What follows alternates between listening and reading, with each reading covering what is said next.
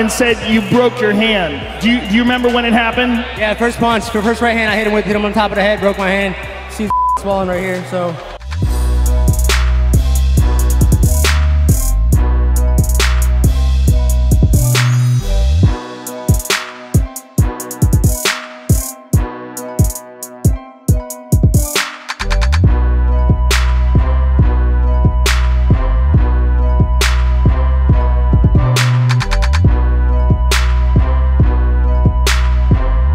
Cody and Dominic were going back and forth on the telecast.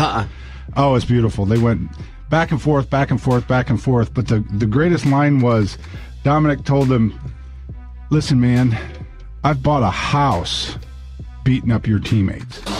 You're going to see. I was able to buy a house with all the wins I got over your team. Who do you think's going to teach you how to beat me?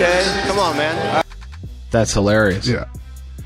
He said, I bought a house beating up. I said, I bought a house. I paid for a house by beating up your teammates. Hey, that's good stuff. And, you know, Dominic Cruz, he get his feelings hurt fast. I mean, Dominic Cruz gets mad, and it's real.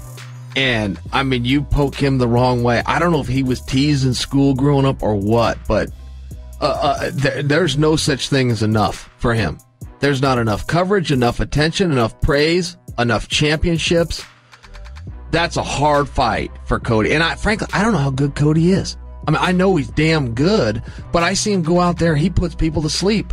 And I always think, well, what if there's a couple more minutes? Did he just get lucky? Did he get a lucky shot? You know, when you have those really great ones, that happens a lot. We go, well, he's so... I remember when John Jones started his run, or when Vitor Belfort was starching everybody in a few seconds. You go, well, let's see him. He caught a lucky punch. That's where Cody's at. Cody's putting so many people down that I scratch my head sometimes. I don't accept his greatness. I refute it by going, well, I got to see a few more minutes with him. Well, he ran through Alameda. And ran through him. That cat was running through everybody. And that was highlight reel. And that was scheduled. Sorry to interrupt you, Joel. That was scheduled for 5 rounds.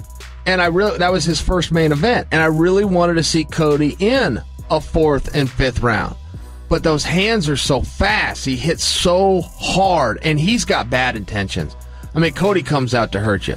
Dominic doesn't have bad intentions. Dominic is a strategist. He's like Floyd Mayweather. He's ready to go the distance. He's smarter than you. He knows more about this sport, and he's ready to show it all night long. That's an interesting fight.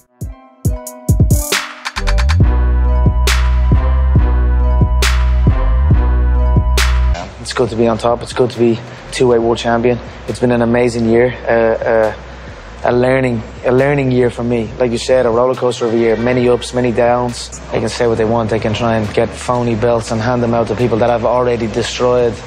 I mean, the current champion is a guy I KO'd in 13 seconds. The current interim champion is a guy I destroyed as well. So officially, I don't care what nobody says. I am the two-weight world champion, and that's that.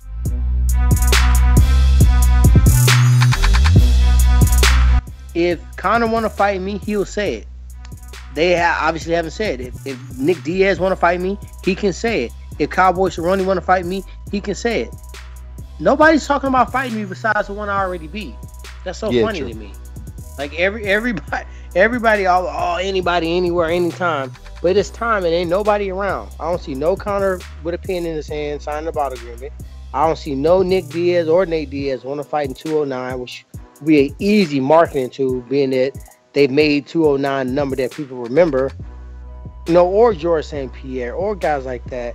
I'm like, wow, now you fans can actually see that maybe I ain't the one that's been super selective of fights.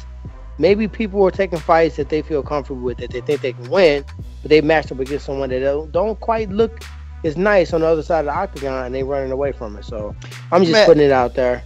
Of all those guys, which one would you prefer to fight? You know, I would prefer, I mean, it just depends. I would prefer to fight Nick Diaz in 209 just because I think it'll be a crash. I think I'm going to have to fight them all anyway. Mm-hmm. So if I had to pick in which order, if I'm fighting in 209 in March in Vegas, I would prefer to fight Nick Diaz or Nate Diaz because those two are going to be huge draws, and those guys obviously has put 209 on the map.